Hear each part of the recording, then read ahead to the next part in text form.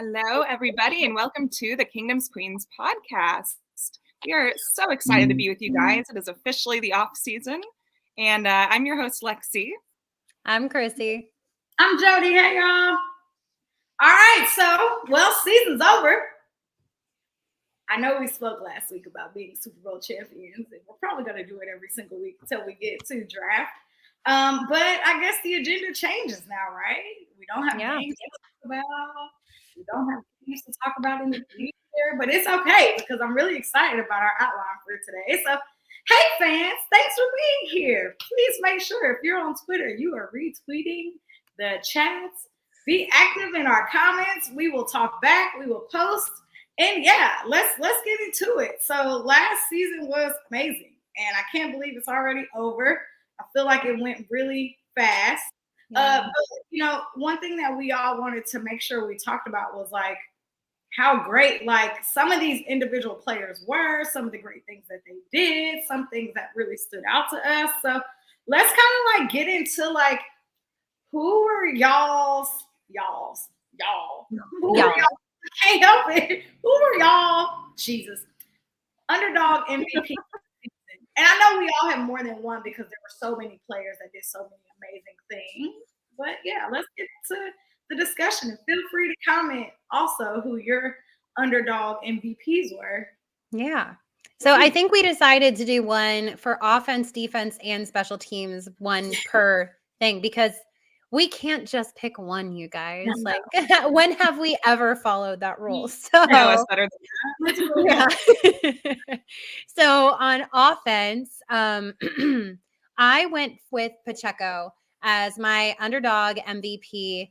In the Super Bowl, he went 15 for 76 yards, 1 touchdown. He had a 5.1 yards per carry. And guys, he averaged 4.9 yards per carry for the entire season. It's just amazing. And just watching him on the sidelines, and I know EB was trying to calm him down. He's like, there ain't no relax. I don't relax. And I was just like, that's right. You don't relax. You run hard. And it was just, I don't know. Like, I think that especially him being a 7th round rookie, he really came up. He took a grown man's job and he made himself known in that Super Bowl on the world's biggest stage. So that is why I chose Pacheco for my offensive underdog MVP. That was angry all season long, and I'm so grateful for that. Yes. I mean, he's a rookie. Wait till next year. Oh my God, I know. He's just one of my favorite players to watch. I think most of Chiefs Kingdom feels that way for this entire season. So can't wait to see what he brings next year. But my offensive underdog rookie MVP for the season is Jerick McKinnon. I think he was one guy that I was just so excited that we were behind in general. And are we having issues? Did you see my face? Yes. Can you repeat the last part that you said? It kind of did I apologize for echo. Lexi's glitching, y'all. We don't know what's going on my phone if this keeps happening. I'm not sure why it's happening right now. So I might get on my phone if this keeps happening, but we'll see. Just give me the signal if it does. I can hear you. Okay. So McKinnon was a guy that I was really excited that we re-signed this offseason. I think he fits in our offense perfectly. I mean, if you looked at his stats from like Minnesota and San Francisco, he was not doing anywhere near what he's done on our team. And he just plays like the ultimate team player for real. Like I think a lot of our favorite plays from the Super Bowl was when they went into that church mode, right? Yeah. And I think that's what they called it. Bieniemy called that one. And where he just slid right on the 1 yard line. And that was just stuff like that, where he could have the bragging rights for a Super Bowl touchdown, right? But he instead has different bragging rights, which I actually think is almost just as cool, right? Or basically just as cool. So he also was the first running back in the Super Bowl era with receiving touchdowns in 5 straight games, which is just absolutely crazy. Like receiving touchdowns, not just rushing touchdowns, but receiving. So he's just really impressive. The chemistry he has with this team, not to mention his ability to block people and like full body down, like huge guys and just plows them over. Like he's just also so much fun to watch. And then I love seeing that he's mentored Pacheco so much as well. They seem to have such a tight bond, which I love seeing. Yeah. This whole team, like I know we've said it all season, but they just have such a good bond this year. Yeah, so that's mine. Love it. My underdog MVP is not a rookie. It is MVS.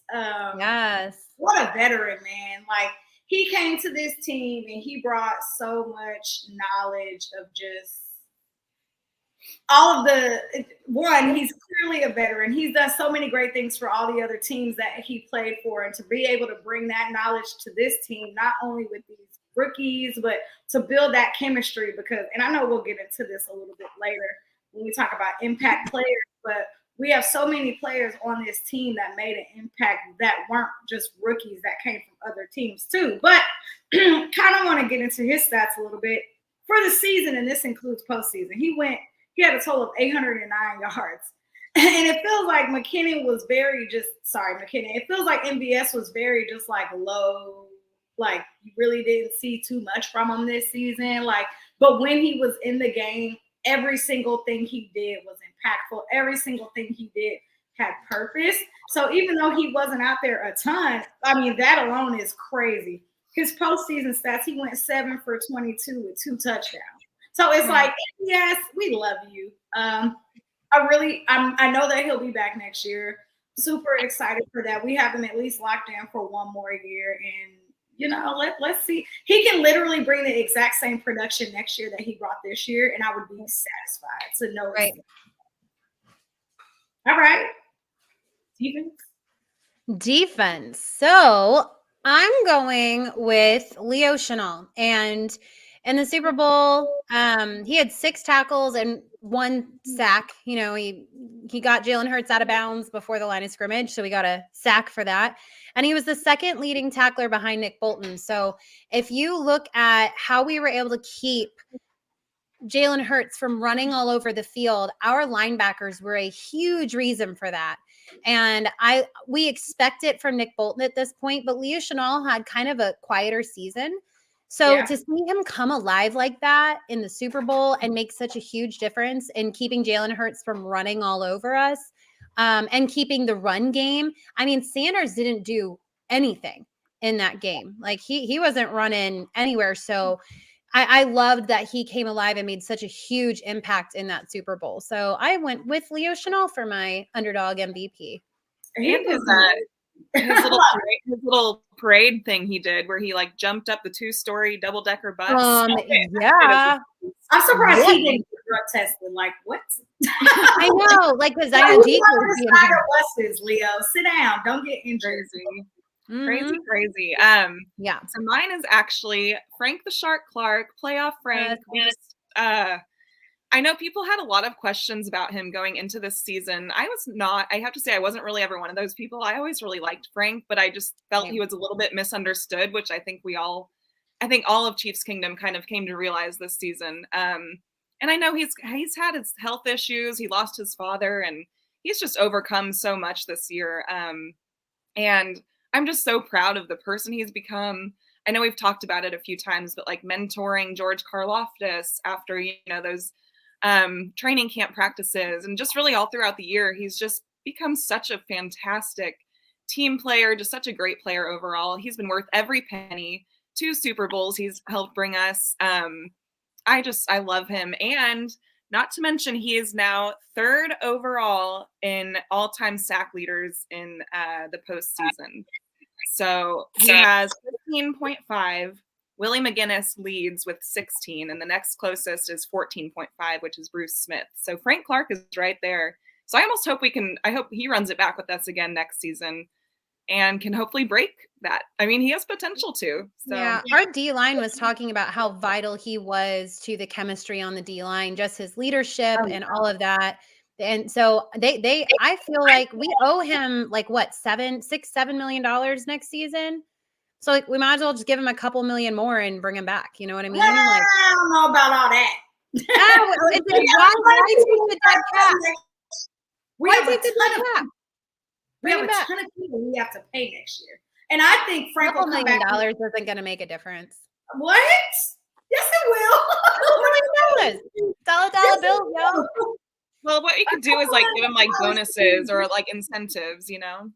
A couple $1 million could be the difference between us keeping Chris Jones or not. So, Mahomes can restructure. We'll be fine. for the 15th time. The cap is a myth, Jodi. We trust in Veach. Trust in Veach. I'm like, after this past season, when I realized we got down to like $7, I was like, okay, guys. Like, I don't know what we got to do differently for next season, but let's make sure that we are being very strategic. But I think Frank's going to want to come back on a team-friendly deal anyway. I think I don't think he wants to leave. I think he wants to be here. He definitely wants to be here. And he wants with Andy Reid too. I think that if they could come to a neutral ground, he'll be like, yes, I want to stay. My defensive player, M-I-Z. Z-O-U. Nick Bolton, Mr. Nick Bolton. I mean, what? This dude this season. What? This dude this season was just, words can't explain how clutch he was when he needed to be. And I just kind of was going back looking throughout like the entire season and like all of the great things that he kind of did randomly. Like, fun facts, led the defense with 14 tackles, 1 forced fumble, 1 interception against the Chargers game that was flexed, which if y'all remember that game came down to the last few minutes and he was very clutch and won that game for us. His postseason stats, dude was, let me start over. For the season, he had 2 sacks, 108 solo tackles. He was second in the league, by the way. He had 2 interceptions and 1 forced fumble on the whole entire season. And I think the one great thing is we noticed that when Willie Gay was out for those 4 games, how different he played, right? But we noticed when he came back that those two are a dynamic duo together. So I know you kind of mentioned it a little bit earlier, Chrissy, but Nick Bolton and Willie Gay together are a dynamic duo that I'm very excited to see with our linebackers. I can't wait to see what they're going to do next season. He was so clutch in the Super Bowl. Guarantee you if he would have had that second scoop and score, he would have been the MVP of the Super Bowl. But it was just great to see the way that they rattled up that Eagles defense, offense. The Eagles offense really didn't know what they were getting into with our defense. There was so much talk that week about all the things that our team cannot do. And I love that our defense went out there and set the tone, and Nick really put his foot on everybody's neck. So that is my defensive MVP. Love it. Underdog. All right. Well, special teams. I went with Marcus Kemp. So he hasn't really, I don't think he's really played much this season because we were calling up Lamons instead of Marcus Kemp, I feel like. But we called him up for the AFC Championship game, and he was huge there. And he was also huge in the Kadarius Toney record-setting punt return that really got us down the field towards the end of the game. He had like 5 or 6 huge blocks in that one return by himself. It was just amazing. And I feel like a lot of times guys like that who are practice squad players called up and they come in and they're almost always these unsung heroes where you're watching Kadarius Toney and your eyes are just on Kadarius Toney, but you're not seeing all these guys making these huge blocks out there. And when you've got one guy making like 5 or 6 of them and he just won't go down, I mean, without Marcus Kemp, that 65 or whatever yard punt return does not happen. Right. So I'm giving it to Marcus Kemp for special teams. Love that. So mine, piggybacking off of that, is Kadarius Toney with the 65-yard punt return record setting in the Super Bowl. So good for them. Good for those guys. They worked together on that. That was just so much fun to watch. I mean, it's just Kadarius Toney reminds me of our old human joystick. You know, he's just like so shifty, so like you don't know what he's going to do. And he just figured out his way and so fast and so I don't know. He's just so much fun to watch. I can't wait to continue with him on our offense in general because they're going to have so much fun with him. That's gonna be a and then blast. Yeah. So he for sure. And I think once he gets more used to our special teams as well, like he's going to be very, very clutch in those situations. So I'm just excited to have him as a punt returner, and can't wait for his future. And yes, Tommy Townsend, clutch with those punts. So good. He has been on fire all season. Tommy Townsend has with those punts. Unbelievable. And yeah, for sure. Oh my laptop is glitching.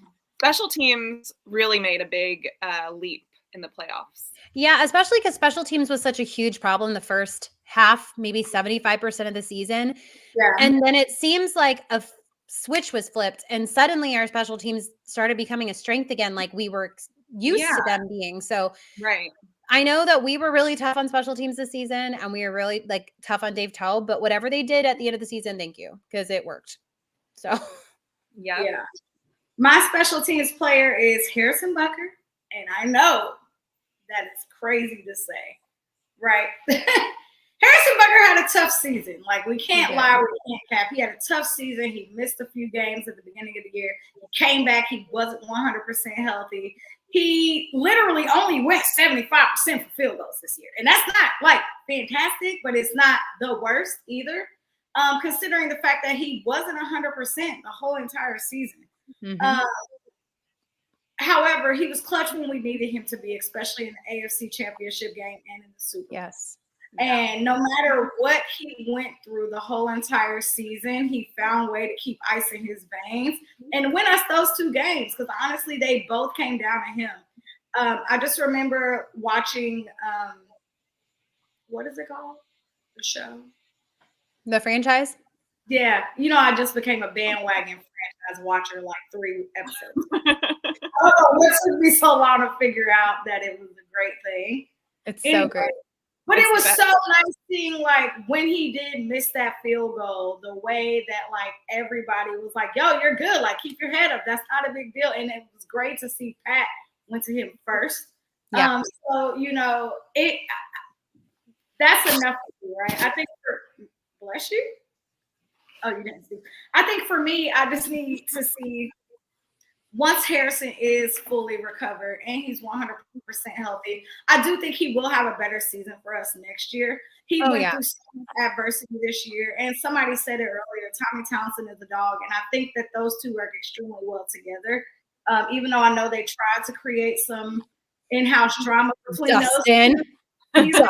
I think those two are really good friends, I guess. But yeah, no, I think if we get 100% Harrison Butker, I want him 100% back on this team next season. I know there's a lot of people who don't agree with that take, but we also went through a really rough patch at the beginning of the season when we didn't have a kicker, and our kickers all suck. So if we're gonna do that, I would. And one thing about Harrison Butker is, I think he was trying to get back so much. And when you have a high ankle sprain, not that you could tell with Pat, because he's a warrior, but when you are planting on that ankle for kicking, and you are trying to figure out every single way you can plant or kick that won't hurt as much. And when you're a kicker in the NFL, I mean, you see how specific they are. They take their 3 steps and then they move over, and they're very, it's identical every time.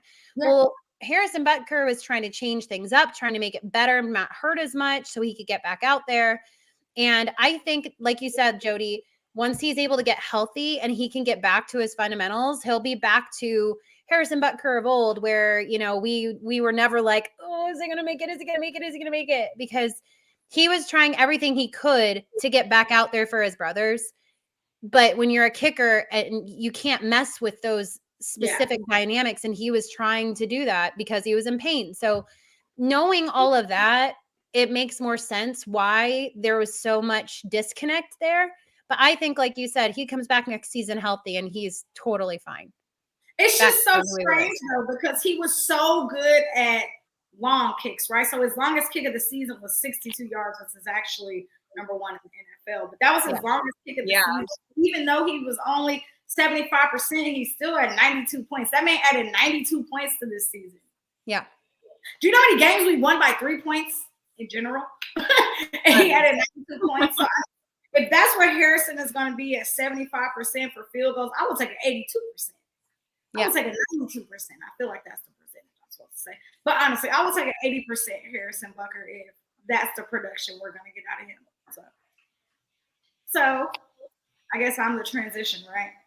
So many amazing things happened before this season started, right? Holy rookies, holy draft, that's like right up the street, around the corner. And then there were so many players that made huge impacts. So let's kind of get into this rookie class from 2022. What were your favorite impact plays of the season? I literally have like 10 listed. And I know, me too. I'll cross off the ones that y'all don't name, but what are some of your favorite things of this season that happened? Well, do you want to do favorite moments or off-season moves first? We can do off-season moves. Okay. End with our favorite moments. I think that sounds like a good way to go. Honestly, they're going to cross anyway. Like, what's the point? There's no structure. Mine don't really cross. Oh, proud of you. So weird. I don't know. Maybe I did it wrong. So I will say one of the biggest off-season moves that really benefited us that I don't think anyone was expecting as much benefit was the Tyreek Hill trade. Trading him when we did freed up a ton of cap space and provided extra draft picks, which we turned around and made into rookies that were making plays the entire season for us, 2 starting players. And, it was a tough decision, but it was incredibly smart. Teams were defending the Chiefs with a too high safety almost all last season. It took us a while to figure it out on offense. We kind of were stuck for a little bit. But this season, Mahomes is spreading the ball out to 7 to 9 receivers a game.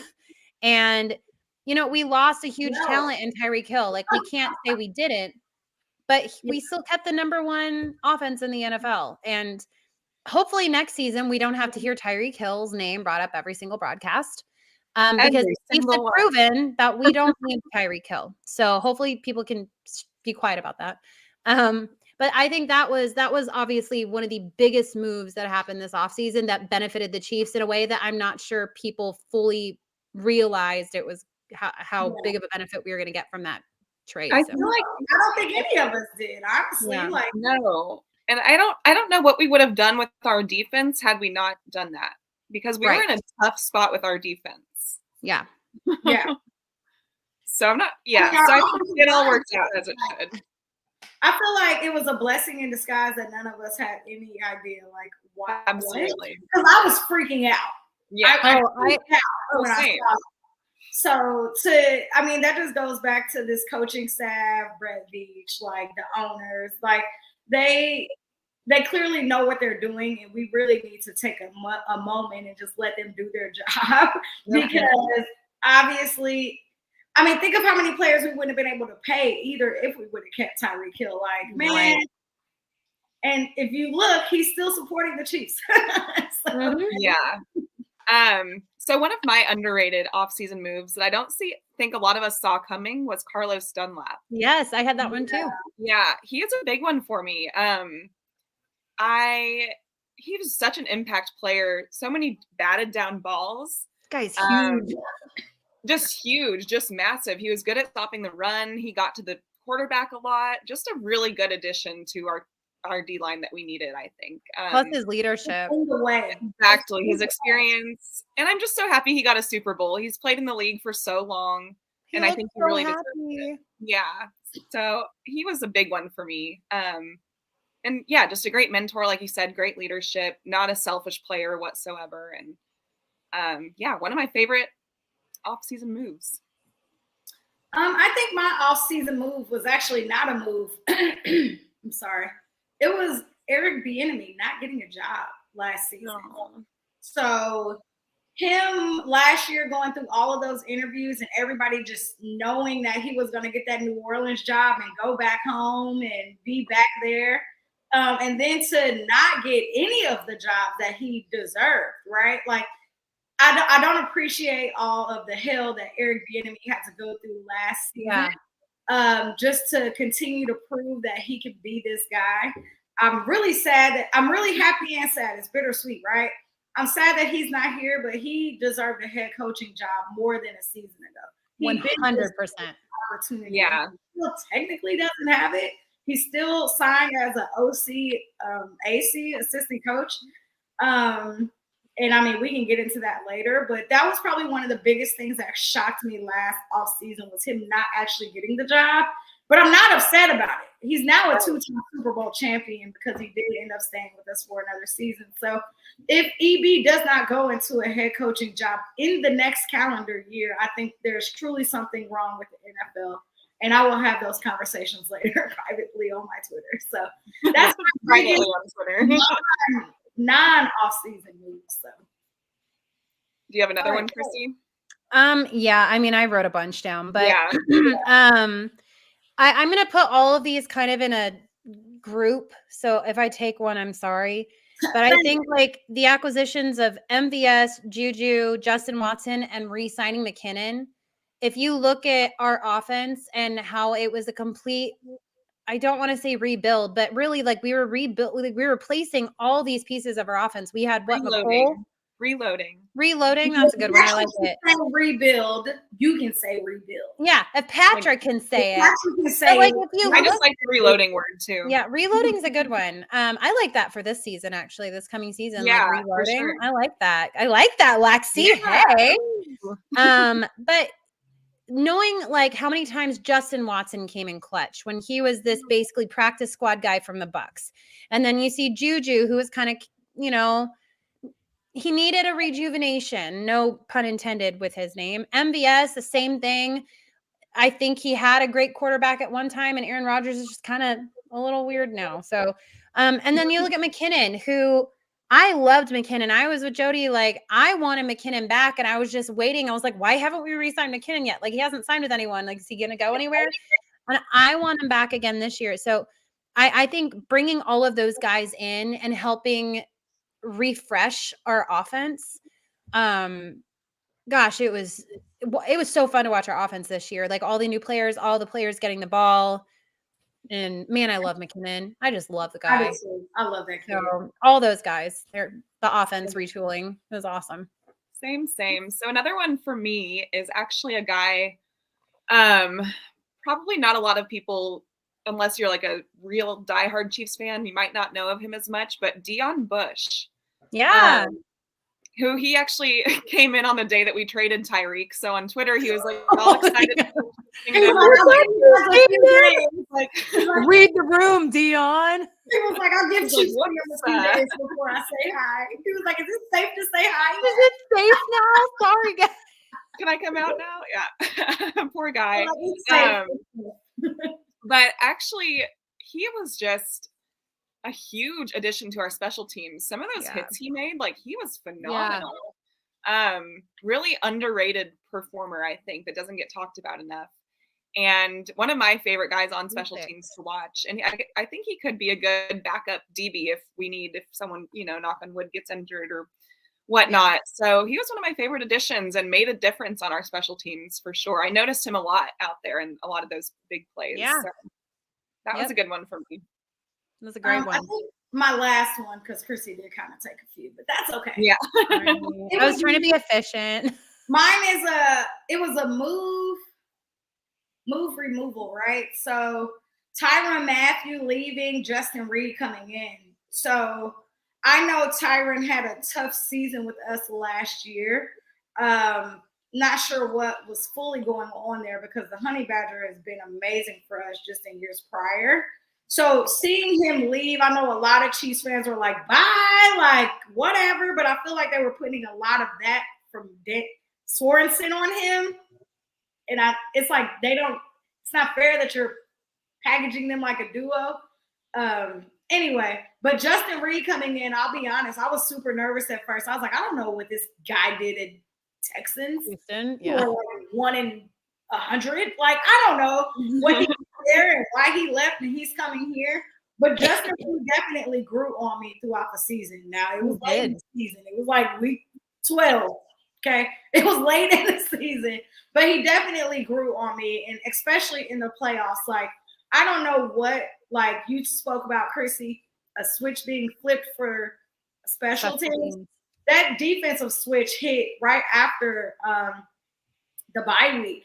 But then they even turned it up even more as we got into the playoffs. So yeah, I was really mean on Justin. I mean, Justin is his name. I was really mean to Justin Reed. Well, because Justin Houston winning. Yeah. I was really mean to Justin Reed. Throwback. He definitely redeemed himself, especially missing the bus on the parade because he was drunk. I was like, okay, I like this. I didn't hear that. Yeah. He missed the bus running down the street to get on the bus. It was also his birthday. Give him a break. Oh my gosh, I didn't know he missed the bus. That's so funny. I'll send you the video. But no, I am sold on Justin Reed now. So, let's see. I think he did definitely step up as a huge leader too. I think after that Bengals game, that first one. Because, and we kind of spoke about this earlier in our podcast, like, who's the leader? Like, who is the leader on this team besides Patrick, right? Right. And I feel like after we kind of had that conversation, you've seen guys slowly start to step up, like Chris Jones and Justin Reed and Frank Clark. And, you slowly started to see that. So I'm sold on Justin Reed, I guess. Yeah, I've got one more. Yeah, go ahead. And that was restructuring Frank Clark. I know we kind of touched on it earlier, but I think restructuring him, George Karlaftis would not have been the player he was without the leadership of Frank Clark staying late with him and all of that. So I'll keep it short and sweet, but because everybody knows how much we as a trio love Frank Clark. So I love that. I love that we restructured him and that he took that restructure and came back and did what he did with it. So yeah, I agree. So I guess impact players, which we kind of touched a little, but then some of our best moments. Oh no, impact players. Let's just stay there. I'm looking at my notes and I don't know how to read them now. Impact players of this season. I'm like impact players of this season. So I definitely agree with you wholeheartedly about Frank Clark. I'm going to just touch on that too. Yeah. I feel like for a lot of our players who this is their second ring, so Travis, Frank, Chris, Pat, it hit different for them than the first one. And I don't know why. Like the first one was like, we got to get it. It's been 50 years. We got to do it, right? And now it's like, okay. I think it was satisfying to silence like. But legacy building too, like, okay, we are who we say we are. Like, we set this goal and this expectation at the beginning of the year, and we achieved it. And to achieve a small goal, as y'all know, is like something monumental. So to be able to go onto the biggest stage, I was watching a video of Frank Clark earlier, just really soaking in that moment, and you hear Andy Reid yelling in the background. And I'm just like, man, this ring clearly hit different for everybody. So I can't wait to see where our next ring next year, when they go for ring number 3, how that impacts. Like, because they had a lot of fun this season too. So yeah, I think it's that validation of like everything you've worked for and feeling like you were kind of doubted at the beginning of the season, whether people want to admit that or not, they were. And I feel like that has to be so validating for all of them. So I'm just happy, especially like for all of them, but especially those core guys, because what a journey it's been this season. Yeah. Well, it's like, our defense gets doubted every single season, right? They will be next year too. Yeah. But how many seasons have people doubted our offense? Yeah. So this is the first season that our entire team was doubted. And so no wonder it felt so sweet and so satisfying, because everybody knew what it felt like to be doubted. And the coaches, like literally everybody felt doubted this season. And it's going to be a lesson to teams. As Mitch Holtis said, like, you're going to have to put up with us. So we're here to stay. Bring on the hate. Yeah. And then I want to just touch on real quick, just on Brett Veach, just nailing pretty much every single draft pick. Yeah. Every single one had an impact on this season, which is like, that's pretty unheard of. But I think you got to also talk about the coaching too. Like, not only did Brett Veach go out and get these amazing guys, but these dudes got coached up too. This is their first time playing in any NFL game. Yeah. So, and the rookies banded together because they were baptized by fire, as we've said here. You know, they had to be ready right off the bat, and so they banded together. They created their study group. So like, you also got to hand it to the rookies who I know who really were like, we have to learn this defense, we have to learn this offense, we have to make a difference for our brothers. And like, I think everybody this year just felt like they had really something to prove, and God, it was awesome. They loved took it so seriously. I was watching an interview today with Trent McDuffie, and he was saying, he's like, just from the get-go, he's like, we knew championships were expected from us. Right. And he's like, and it's crazy to think our cornerbacks, aside from Snead, were him, Joshua Williams, and Jalen Watson in a Super Bowl. Yeah. Against like one of the best offenses all season long. I mean, and they nailed it. They were so half our defense is rookies. I mean, crazy. And he's like, we just knew we had to step up. He's like, it says a lot to what we've been through together this season, like what the coaches have done. I mean, it's really impressive by all of them. Yeah, I'm so proud of them. I want to talk about Juju Smith-Schuster for a second. Not a rookie. Everything. Not a rookie. Juju catches everything. Not a rookie. A veteran. Came to this team. Immediately showed out. So Juju Smith-Schuster. John. Forgot. John catches anything. Anyway, for the season, he had. John catches everything. John catches everything. He had. What am I trying to say? Sorry.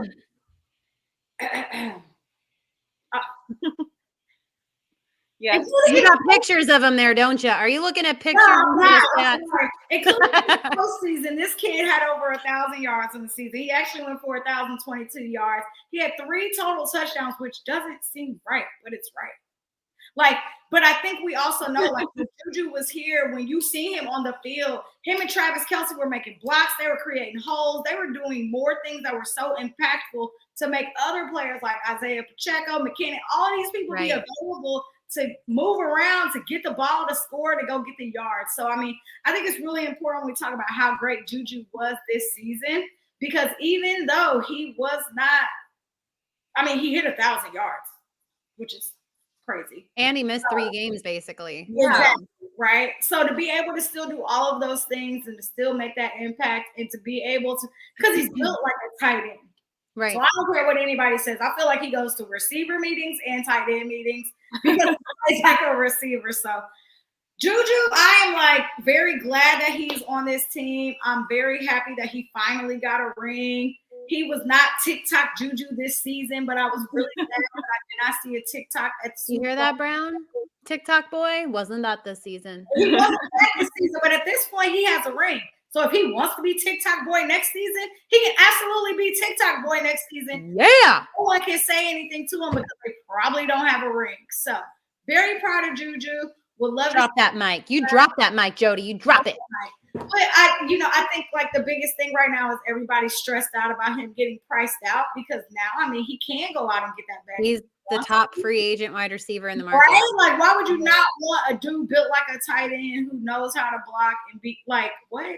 So because I mean, he wants to stay here on a team friendly. I think he does, right? Like he does too. My thing is I think everybody wants to stay for one more year, and then right? Kind of like our running back year in 21, right? Like everybody stayed for one more year. We went after it. We couldn't get it. Yeah. If you're a wide receiver, why would you ever want to leave Patrick Mahomes? I don't think they do.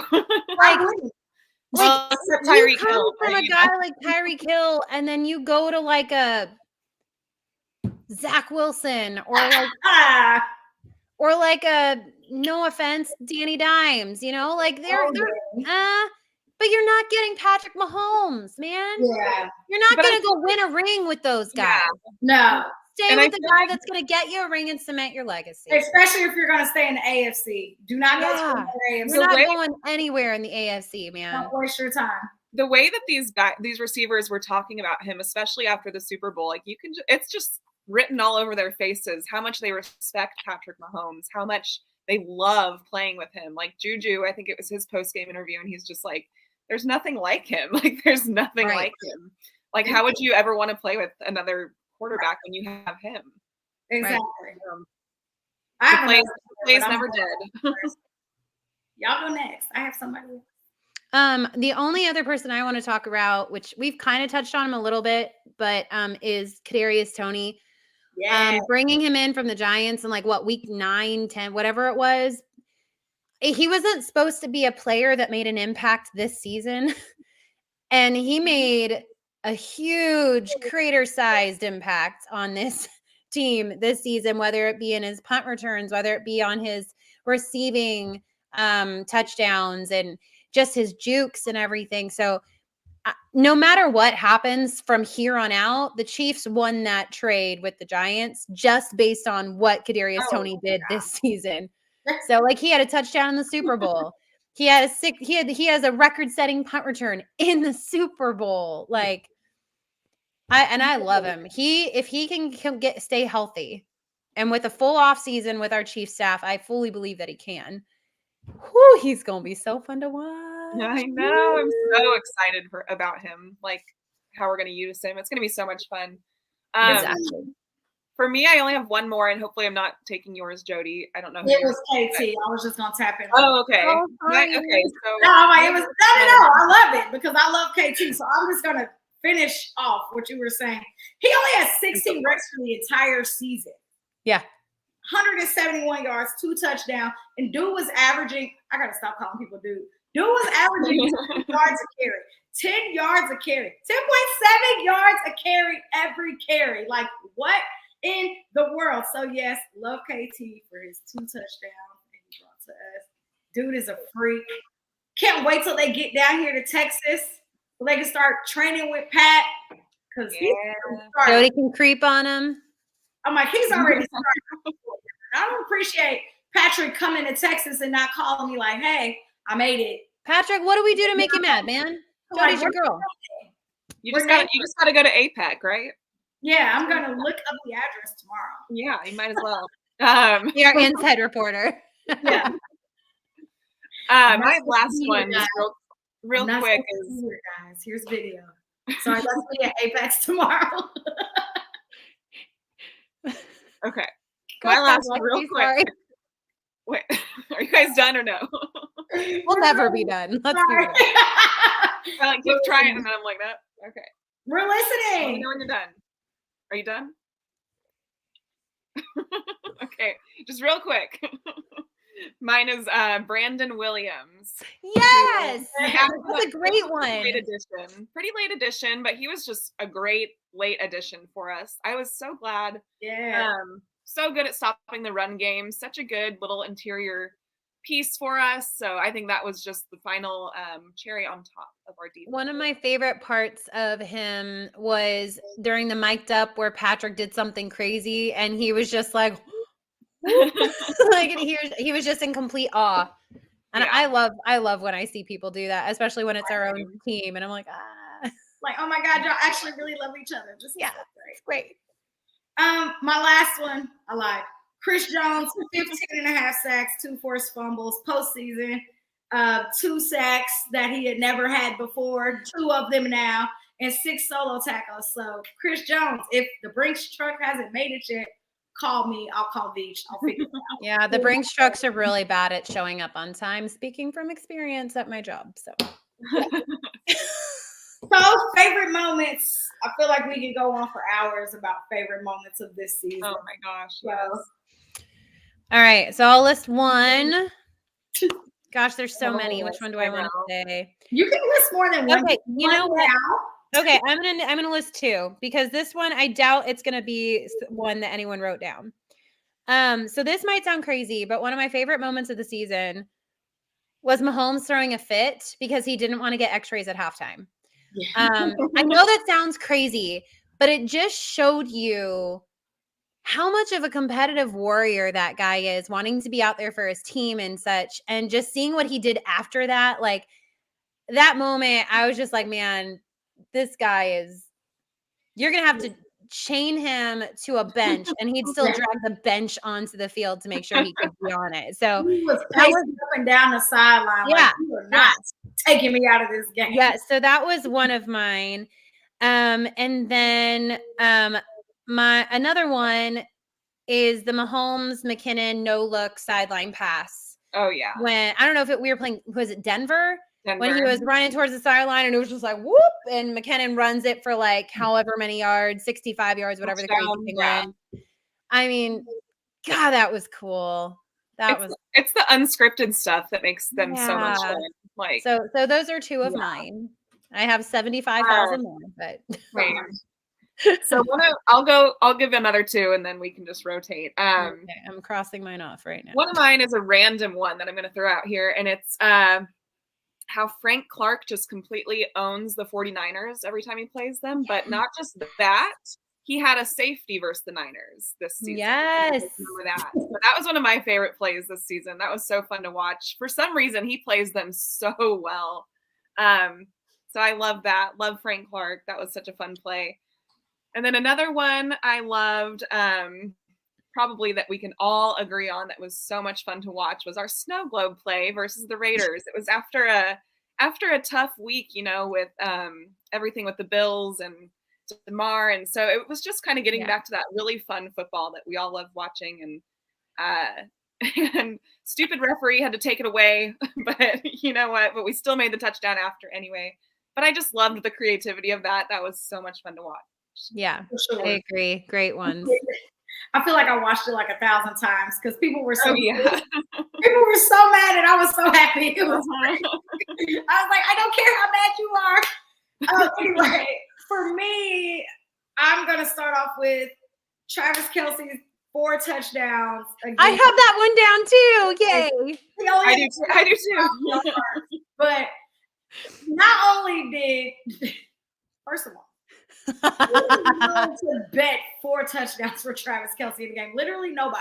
Like, and it's so funny because I just remember all season long, like while we were like creating our tickets and our bets, we're like, okay, this is going to be the game. Sky Moore gets a touchdown, or this is going to be the game. MVS gets a touchdown, and then Travis Kelce literally has all 4 touchdowns. All 4. And it was just hilarious because even after the game, like he's doing all these like Al Bundy posts. If you watched that, anyway, show you our age. And he only had like 27 yards that game, but they were like, yeah. I'm just like, oh my God. And I love that he like got into it, like wore the Al Bundy shirt to the next game. Oh yeah. I loved it. So shout out to Travis Kelce, best tight end in the league. We'll be back for another 3 to 4 years. Book it. And then the next one would be McColl's hat trick. Him having 3 touchdowns against the Niners. That one too. McColl, like, even though he's had a lot of ups and downs this season, a lot of ups and downs. I mean, the boy went to surgery today. Yeah, he had surgery today. I hope he's okay. Surgery is going well for him. But I mean, for me, Cole, and I feel like maybe we're hypocrites. I don't know. I remember in the middle of the season, we all like, oh my God, we need Mecole back so bad. Like, I know these games without Mecole Hardman. What are we doing? Like, everybody kind of went into panic mode. It was like, he'll be back next year for sure. Like, there's no way they're going to let him go. And then we still figured out a way to be incredible without him, even though when he was here, he was impactful. So we lost our 2 top red zone threats and still somehow figured it out.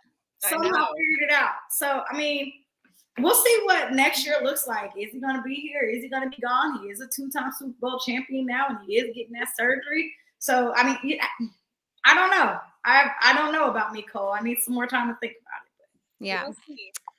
Yeah. My next one is going to be the Sky Moore punt return in the AFC Championship game. I have that one too. When everybody went down and he had not wanted to do that. He took himself out of that part of the game, and he was literally the only one left. And he went and just, you could see the relief on his face after he ran that ball back. And man, that was when I feel like we all saw a turning point for Sky Moore, where I feel like that rookie thing that he'd been holding on to, like, I'm a rookie, I'm missing all these punt returns, I'm muffing these. I feel like that is the moment where he no longer felt like a rookie. Yeah. When he ran that back. Huh? Did you see the video he posted? Yeah. On his YouTube? Mm-hmm. And his mom that morning being like, something special is going to happen today. We all felt like something for Sky was going to happen that game. And like, I didn't know what it was. I didn't necessarily think it'd be a punt return.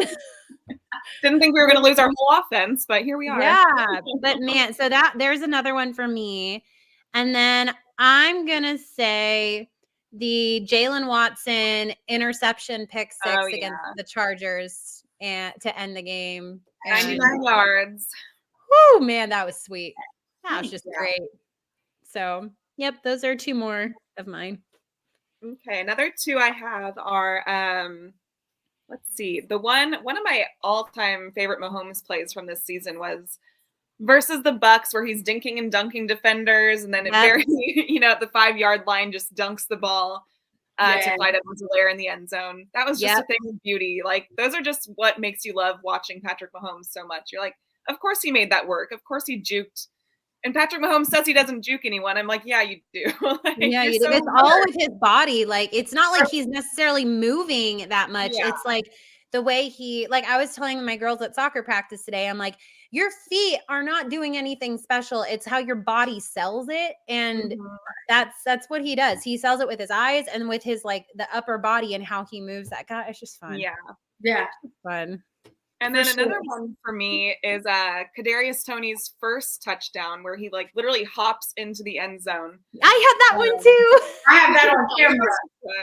From my, I have that on camera. I have it on camera too from the Jackson. Yeah, you guys were there. Yeah, that was fun. I was just so happy for him. His first NFL touchdown, and it was just such a fun play too. The way he was just like wide open and yeah, that was a good one. To keep talking about KT, his huge catch against the Jags game, where he literally adjusted his body and adjusted his gloves, still pushed off the defender and still got the first down. I was like, who is this dude? Like, that was his first game as a Chief. Yeah. And I know I was in the stands and Jodi was in the stands, and we were just like, oh, okay. That was going the other way on the field. Then he came back and got his touchdown that Lexi talked about. So that's why I'm like, this dude. But no, that adjusting of the gloves, I mean, that literally stuck with us. Who's got time to do that? Like, literally nobody. Dude was like, I mean, he's just so like. Let me tighten up my look here. Hold on. Like, okay, all right. My next one would be, oh wow, another Niners game. That Niners game was crazy. It was crazy. Juju and MVS both had 100 yards that game. Yeah, I remember. Chris Jones had 2 sacks that game. Thornhill and Josh Williams both had a pick. So that was a huge game. I think like going into that game, everybody was like, it's the Niners. They have the number 1 defense, and you guys are going to be blah, blah, blah, blah, blah. Well, we put 44 up. So. How many times have we said that our Chiefs offense kicks some major butt against number 1 defenses, y'all? And then we plummet them to like the 4th or 5th after there. Exactly. And then we embarrass them. Stop doubting our team. And then everybody else finds a reason why we didn't actually do what we did. Always. It was the refs, or it was this. Haters gonna hate. Or it was the turf, or it was this. Okay. Bring on the excuses, babe. Bring them on, baby. All right. I have 2 more, and then my list is empty. Obviously, if we're continuing KT, his record-setting punt return in the Super Bowl thing was a thing of beauty. Loved it. And then, okay, hold on. I needed to quiet them for a second. And then I'm going to say, I actually had another one, but Jeffrey in our comments said it, so I'm going to say this one instead. The Justin Reed field goal extra point from our season opener went down. Like, we'd been watching him in training camp, kicking around, and we're like, oh, it'd be so funny. And then, like, game 1 happens, Butker goes down, and we're like, oh, we were just kidding, but okay. And then he just, like, nailed it. And it was, I don't know, that was just a funny, like, did that really happen? How cool. Hopefully Butker's okay, but this is pretty cool moment, For weeks, we were like, just put Justin Reed in. I literally, we're like, put him in. I told you I literally had a dream that happened like 2 days before. You did. And I had proof of that tweet. And then it happened. I was like, did. Wow. Anyway, okay, so I have 2 more for you as well. One of my favorites was actually in the AFC Championship games, kind of like towards the end of the game, where Brian Cook actually tipped the ball from Joe Burrow, and then Joshua Williams came up with the interception. Yes. That was like one of my favorite things from that game. It was just right place, right time. They did so well. All of our, and Jalen Watson had to pick that game too, so that was phenomenal. And then another one for me is another Mahomes one where he just dunks the ball over the Bengals. I know we lost that game, but that was just such a rock star That play. was his Jordan era. That was his Jordan play. Yeah, I mean, so good. We got Jordan Pat. We got in the air. We got Air Mahomes. We got Air Jordan, Mahomes. Yeah, we got Pat. We got ankle. Like we have all these different games that we. It's ridiculous. One leg Pat. Yeah. I think. Did you give two? Yes. The pick and then yeah. My next one is not necessarily. Well, yeah, I guess it's a moment. It was really the defense as a whole unit turning it up after the bye week. Like after the bye week, it's like they took those 12 days off and they were like, all right, it's really time to kick it into high gear now. And I think that speaks a lot to Spags. Someone said it in the comments earlier. Spags always is going to start slow. Like if we can win games by giving, that's what we're going to do. Like they're not going to really tap into that playbook. They're not really going to do all of these things until the end of the season. And for consistently year after year after year, we've seen that. We've been frustrated with this defense, but it's like we know what we're going to get from this defense every single year. I'm bound to not yell at the defense, at least until after the bye week. Like, I'm not going to be upset with our defense till at least like week 10 or 11. Like, at this point, I have to wait it out because it's what we do. It's who we are as an organization. Yeah. Finally learn to accept it. So prepare for that again next season, right? Yeah, like it took me a really long time, but now, like, I got it. I've come to terms. Yeah. Yeah, I've come to terms. And then my next one would be winning the Bengals AFC game. Yeah. Like, that moment was so major. Like, we had one leg Patrick Mahomes. We had back spasms, Trav. We had no Snead, no Willie, no Miko, no KT. Yeah. And I know like we all talk about like how we had no one, but that was really crazy because watching that game and how everybody went down in the fashion that they did, it's like, okay, football guys, we know that you normally have our back, but it's feeling like you don't today. Like, yeah. It's like we're about to lace up. Yeah. What are we doing? So, yeah. Just the amount of pride that win brought too. Like, I mean, like the Super Bowl was major, but that game was like literally like top two. Like so many emotions came out of that game. Going into that week in general was heck. Right? Like, no, my gosh. Nasty. You couldn't talk. We couldn't even enjoy the Jags win. Bengals fans were already like chirping at us before the clock hit 0-0 of that. Yeah, they were. That game was just like, yeah. And the mayor embarrassing them. Everybody. It was nasty.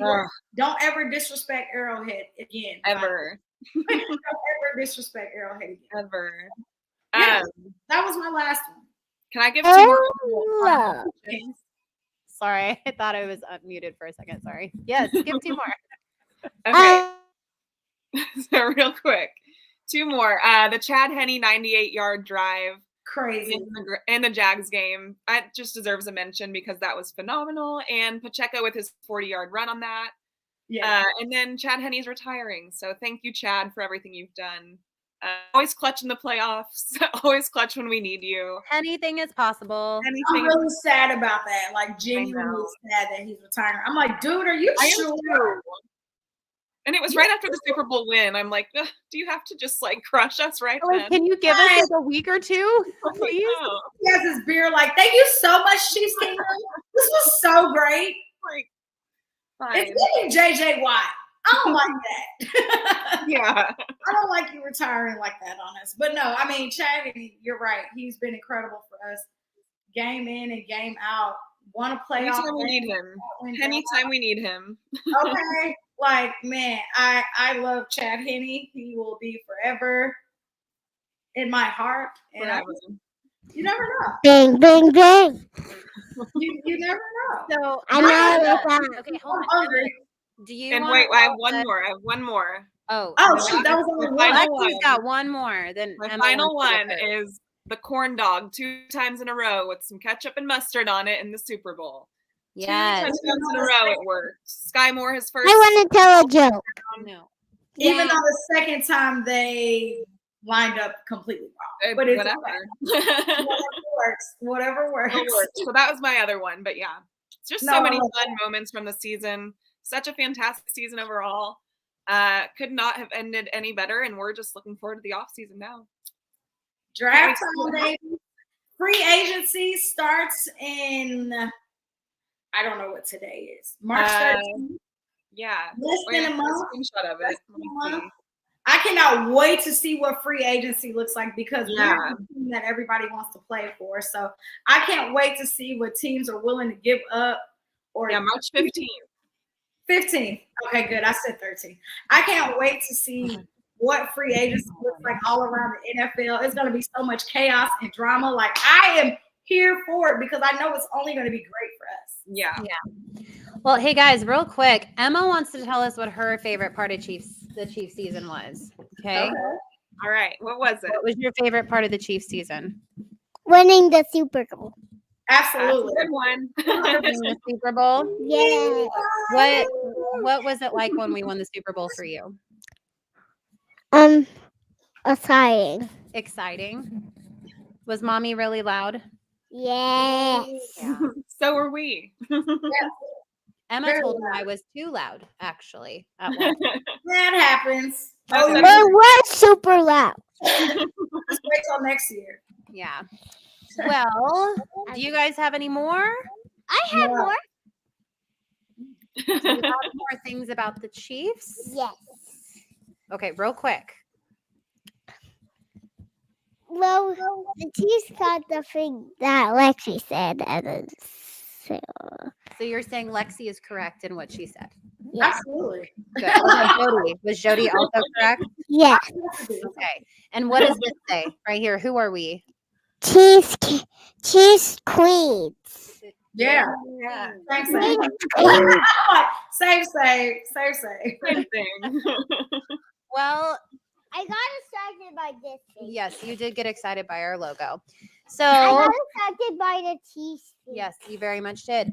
Well, we appreciate. Am I a Chiefs Queen? Yep, you're a Chiefs queen too. I'm gonna steal my mic back. We appreciate you all joining us each and every week. Shh, be quiet, or I can't do my closing.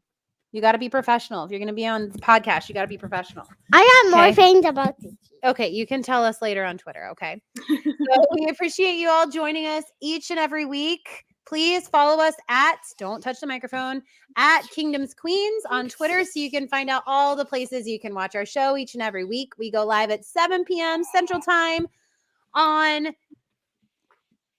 Tuesdays. That's today. Tuesday. So the off season, as we said last week, has officially started. Free agency has opened up this week. Ouch.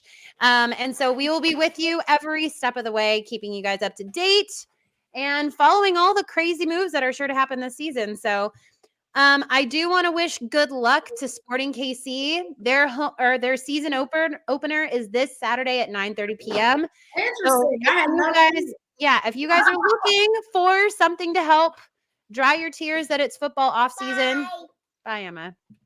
Sporting KC is a really good way to do that. If you guys ever go to Children's Mercy Park, the stadium, the atmosphere is insane. Reminds me a lot of Arrowhead.